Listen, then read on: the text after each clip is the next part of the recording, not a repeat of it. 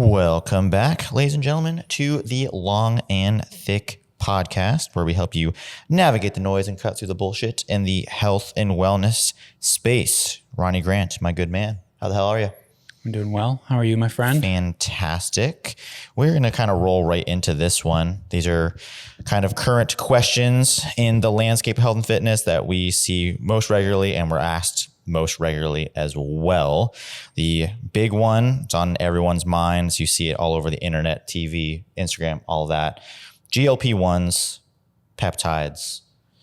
Tell me what your thoughts are on the overall scope of that, but specifically we get a lot of energy and muscle loss in that pursuit. So what are your thoughts? Yeah, I think like anything, the typical answer that we do and should default to is it depends, right? Because from person to person, there's so much variation and things to account for.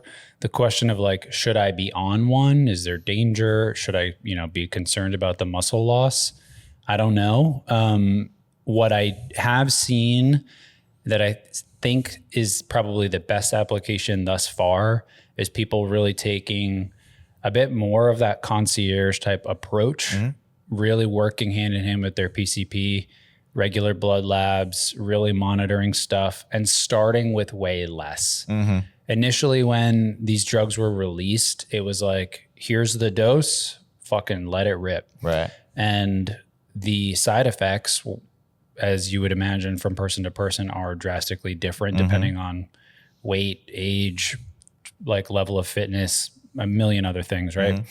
So starting off with a little bit more nuance in how it's affecting you, arguably at a part or a dosage that is like negligible to start is better.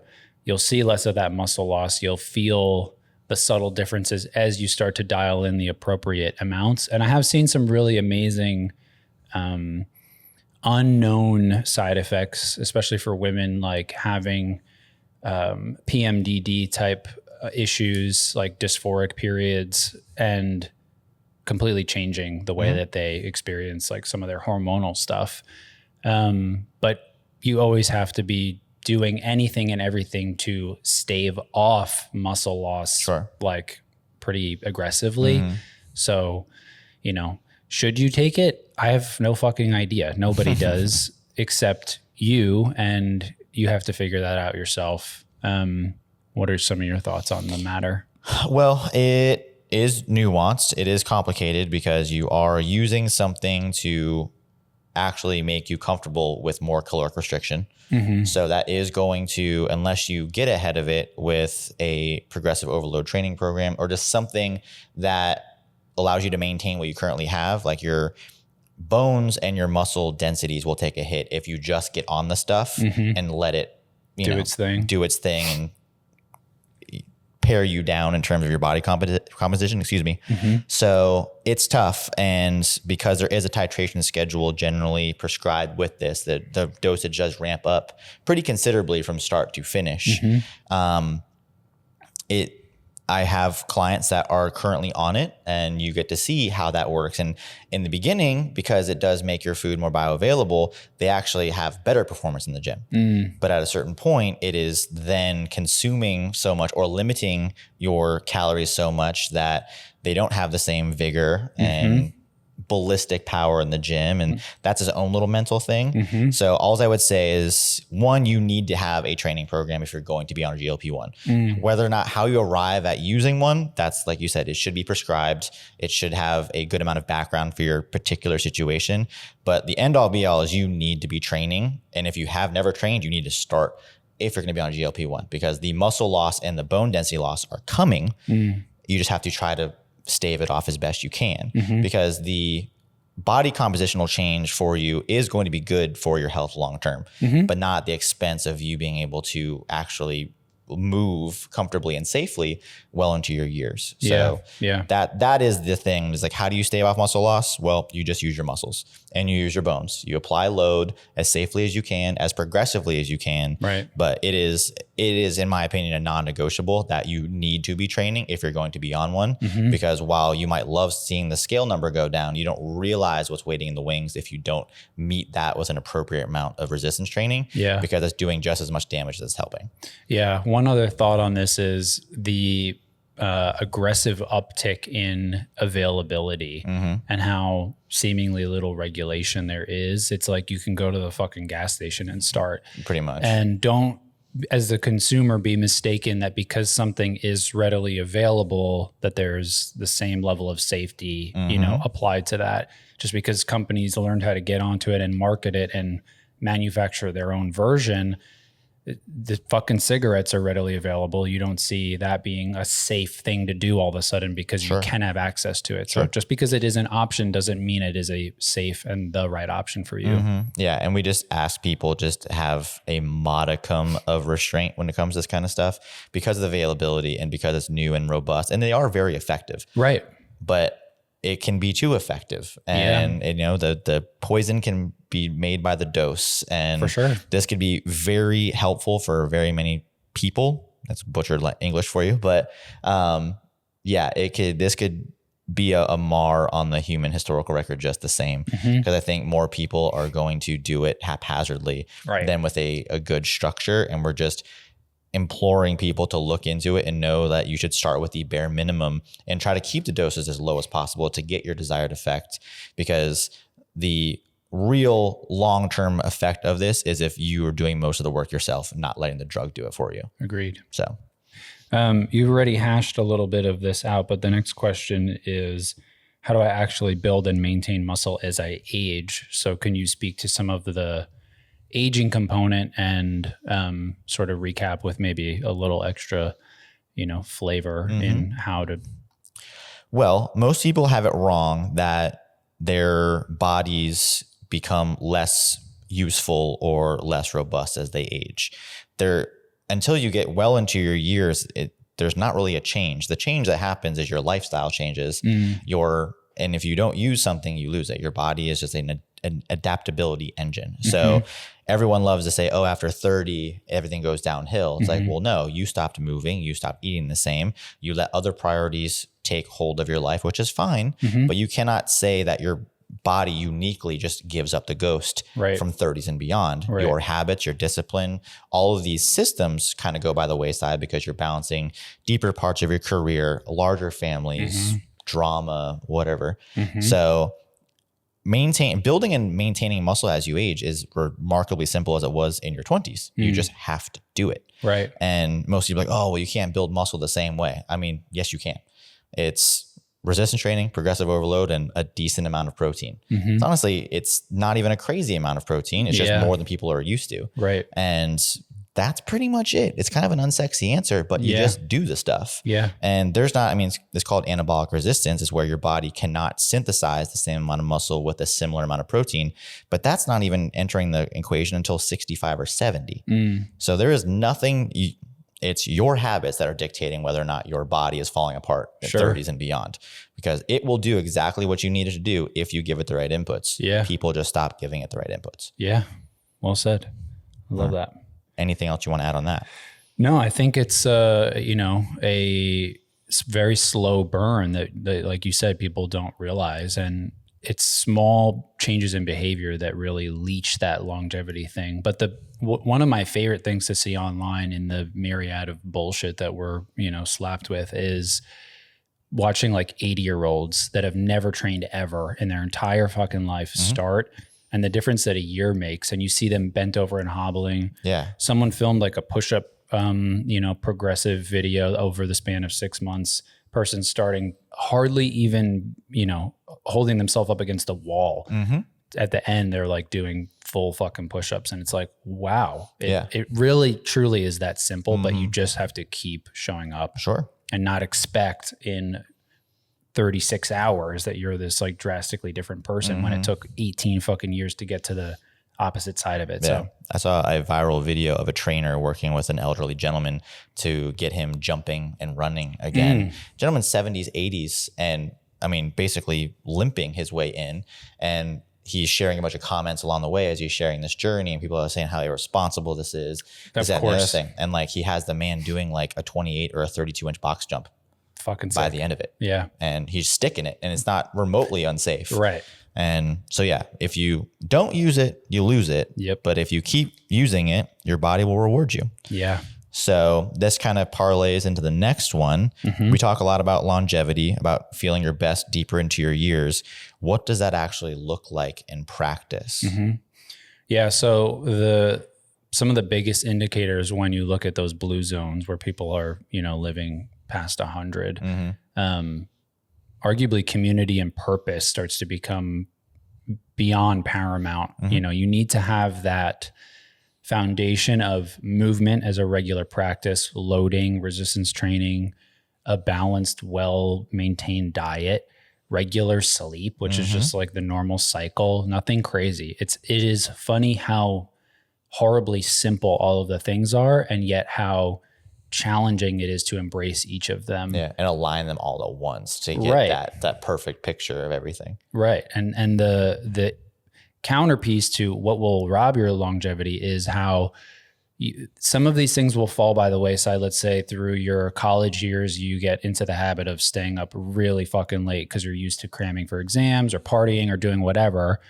And then that doesn't totally change as you get into your like working life and stuff like that. And then 10 years later, you feel suddenly like you need to completely drastically flip the switch while adding in resistance training, while trying to build a community, while, and you add 5 different massive life-altering components to flipping what your norms are, you're going to fuck it up. Sure. So it's more about realizing that if you're trying to get towards a lifestyle that looks like it is longevity focused, you can't make all of these changes in quotes because they don't even exist yet. And what I mean by that is all you have to do is make the choice for that day. That's it. So it might mean like if you have no friends, you go like start a conversation with somebody, maybe you build a relationship eventually. But the idea of like flipping all these things 180 in an instant, as though we love to say these things like, oh, I'm going to start training. How about you just, I love that, make your proclamation, blah, blah, blah. But like, just show up today. Don't start training. Just go do some squats, like literally right now. You're already winning. You're already starting that, decision cascade and winning. So all of the things that create the healthiest long-term life are a deep community and a sense of purpose, regular movement and exercise, eating fairly well. Yeah. And I say that intentionally, like it really is not as insanely clean as you think it needs to be. Your body's very robust, and fucking staying in the groove, sleep, don't rip lung darts every morning, but I don't think there's much to it. It really is a simple equation. Yeah, it's being mindful for the things that actually pay the biggest dividends. Like you just said, you just listed them all down. Trying to get one or more a day without inundating yourself and making that be a stressor, because stress will also put you in an early grave. And also know that it's a bit of a gamble. Right. You don't just get to say that. I mean, if you have good sleep, you have a reasonably good diet, and you are exercising and training regularly, you have a head start over more than half of the country, if not more. Easily. But it's still a gamble. And it's better. It's just it's a faith-based system. Just know that this is the best for you by the data. You can have that corroborated by anyone in your circle that also exercises regularly and takes a decent care of their diet. You can see it. You're like, oh, that person's like, they don't look their age. Right. So align yourself with some of those values. Know that we don't get to wake up today and be like, oh, dude, I'm going to kill it when I'm 90. Right. But I just know from everything that's got me to this point, I'm about to be 40 here in a little bit, and I don't feel that. So it's just finding some choices that make the life and your days go by a little easier, more stress-free. That's about it. It's just a gamble other than that. It's just trying to put as much of the skill tree toward good decisions as you can within your ability, and then crossing your fingers. Fucking love a good skill tree, dude. Right. Next up on the list, we got how do we optimize sleep and why does it matter so much? Well, the data is conclusive. I mean, the more you can sleep north of 8 hours a night, I mean, it does have tons of benefits cognitively, bodily. I'm not the best authority. We've gone over this many times. Sure. Doesn't mean the information is. The information is conclusive whether or not I trudge like a Spartan through my poor sleep habits. But how do you optimize your sleep? We will talk about diet. So not that you want your diet to be incredibly carb heavy, but carbs, especially later in the evening, will help you downregulate and sleep a little bit more soundly. Actually being active will help you sleep. It aligns your energy, your brain. It helps your circadian rhythm. So it helps quell anxieties, which might be keeping you up. Managing your screen time, your lights, all of your outside digital inputs within an hour or more of your sleep time. Getting just a regular out time of all of those things as well. That's the way to ensure that better sleep happens. You can also supplement with things like magnesium or what is the it's escaping me. It's magnesium is a good one. There's several magnesiums that do it. Especially like L-threonate passes the blood-brain barrier. The other ones escaping me. Apigenin. Oh, okay. Valerian root. There's a myriad of things that like will boost your sleep. But I love how you already started with an approach that was not dim the lights, make it colder. I think people approach this wrong. And they start at bedtime. Sure. And you can't. You have to start in the morning. Limit your caffeine intake. There's a difference of Yeah. from person to person in terms of what kind of enzyme you have to what your half-life of caffeine is in your body. We are both fucking horribly insensitive to caffeine because we've earned it and we're proud. But some folks, would be 10 a.m. cup is too late and they're going to feel that at fucking 10 p.m. and be like still wiggling.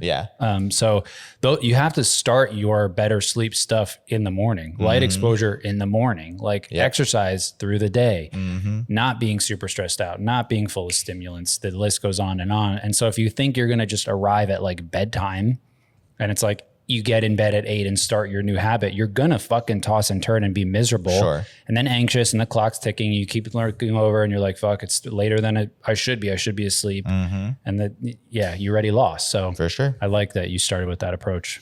Yeah. I mean, so that's also just, I like how you said it perfectly. It has to, you have to prepare your day for a good sleep and you can get success or losses on both ends of it, because if you have had poor habits up to that point, you starting your day, you're going to be on the back foot. Right. You're going to be trudging out the door. You're going to be looking for stimulants. You're going to be looking for a lot of things just to get you through the day, which will then lumber you forward and then keep you not aligned with what you need to be doing to close the night off. And then you have something like me that, loves as we're texting at fucking midnight last night. Yeah. And I just love caffeine and megadosing creatine to save my sleep. It works. It's worked thus far. Yeah. Deprivation habits. But do as I say, not as I do. Try to give yourself a structure that you will both start and end your day with good habits, and you will feel better than I do. Fair. So love it. Not that I feel bad, but you could feel better. All right. So this is one that we get a lot, being that we have illustrated both and almost come from slightly different backgrounds, but speaking of skill trees, people usually go heavy into either cardio or heavy into strength training. What should you prioritize? How does that look? What is a good balance in the Ronerford Grantorius III opinion? Yeah. We were joking about this earlier in, reviewing the episode, and the answer is like, yes. And that's the end of the episode. So no, in reality, it is really fascinating how at odds these things feel and how people seem to, fixate on one versus the other. One is better, one is worse. This does that, this does this. And in reality, you need both.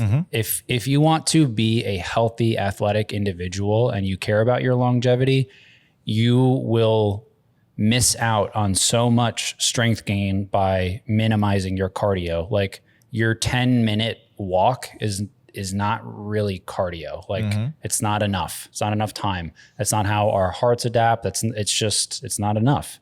So how do you balance it? It gets a little bit trickier because in all honesty, it becomes a huge time suck to have a truly proportionate and progressive overload driven cardio training plan on top of your strength training plan.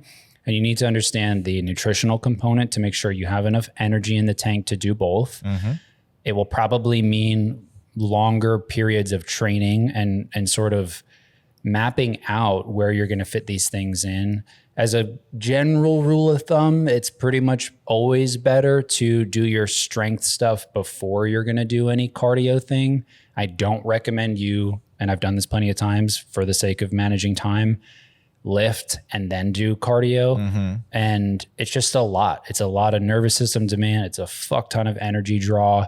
And so it comes down to fitting in your schedule where you can find these windows, but don't cut yourself short and think that your 8-minute walk is the equivalent of 3 hours worth of, measured zone 2. They are so fucking far apart, and you don't get to say that you get the benefits from one just by saying, I do these things. You're sure better off doing more steps and all that kind of stuff. But if you're truly trying to train your cardiovascular system, you have to approach it like you do strength training. Sure. And if you have this feeling around loving your lifting and the experience of lifting and watching the weights go up, and it just doesn't click the same way for your cardio, I get it, but I don't care. Like it's not, this isn't my fucking rule. This is just like how our physiology works. And so,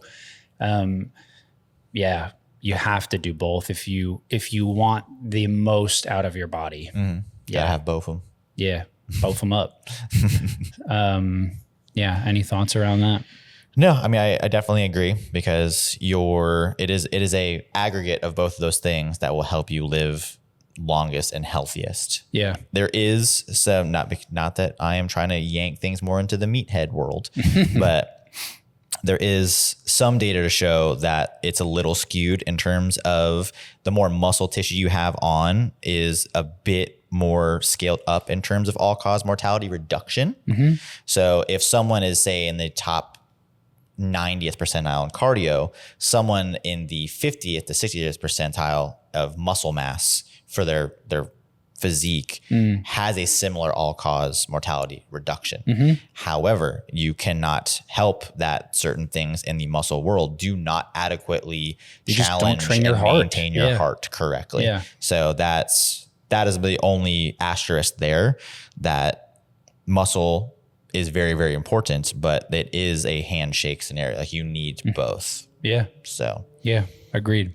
So don't fucking pick one. You have to. The answer was yes. If you need to rewind, I said end of the episode was yes. Which do I pick? Yes. So you gotta have both. And full transparency, I am trying to get better with my cardio demands now because I have been mostly active and I've had different phases of where my training does approach cardio type levels, but I am getting more into a point where like I know I have to do myself, calling my own self out, more measured, longevity minded cardio bouts than just that. So yeah, it's tough. The challenge is that it's like it just takes so much time and it sort of sucks. You have to learn to love it. You have to there's a piece of it, especially if you're doing 1.5 to 2 hour bouts of like low level training. You shouldn't just like slap on movies. We were talking about this earlier, but something that's lost in our culture today is like boredom. And be excited to be bored because some of your best ideas, some of your biggest thought culminations and like exercising your brain in a way where you're just sort of rowing or on the bike or doing a run or whatever will open up avenues of thought windows for you that you probably wouldn't have tapped into. And so don't just think of it as this like grueling fucking miserable thing. Think of it, even though it sort of is, but if you get past that, the opportunities on the other side of it might be much bigger than just you happening to be training your heart, For sure. Yeah, no, this will be unrelated but related, but being stuck with your own thoughts and the noises of the world and all of that. I mean, I think people need to return to being okay with. Agreed. And this one I see all the time in the gym or hear about it. Someone's just irate because they left their headphones and they have to raw dog a workout. And I feel like I don't necessarily pity them, but I'm often just confused because it's not that bad. It's really not. In like fact, the clanging of weights and people walking around and making noises. I was like, if that's enough to like absolutely rattle you, like you need to do some housekeeping in your brain, my dude. Agreed. Or dudette. Yeah. So granted, sitting there for an hour and a half, 2 hours of some really long form zone 2 stuff. Yeah. I mean, that is a challenge just to be alone with your own thoughts. That's a different type of challenge, but you need to be able to do it. Yeah. I mean, you need to be able to control your thoughts and your impulses and your emotions better than just like, oh, I gotta have my playlist today. That'll get me through it. Yeah. It's like, that's a horrible Band-Aid. And that's probably not talked about enough. That's an episode for a different time. Honestly, true. Yeah. But we can do a whole thing on that. Yeah. I mean, I think people just need to clean up their thoughts and their ability, because again, we need to have contrast, like boredom. We need to be okay with that. We need to have nothing and feel that, because like you said too, you actually might get some creative thoughts in the vacuum of your thoughts. Yeah, I love that. I was looking into what were some of the biggest recipes for genius people throughout history. And one of the biggest commonalities was essentially that, being willing to not know and sit with the discomfort of it, and also just chew and mull over a thought without Googling it, without distracting from it, and just being bothered by it. Let it do its thing. Yeah. And I mean, again, like you said, we talked about on the last episode, the lack of emotional regularity and ability to, own your fucking thoughts and feelings. If something like clanging noise is so dysregulating to you, you got to go through the exposure therapy to up that level, because that is not a good way to live. Right. 100%. It's not like a mar against you. It's just like, that fucking sucks. Yeah. So for sure. Bit of a quickie. Yeah. Hope you enjoyed, and we will catch you next time on the long and the sick. Adios. Goodbye.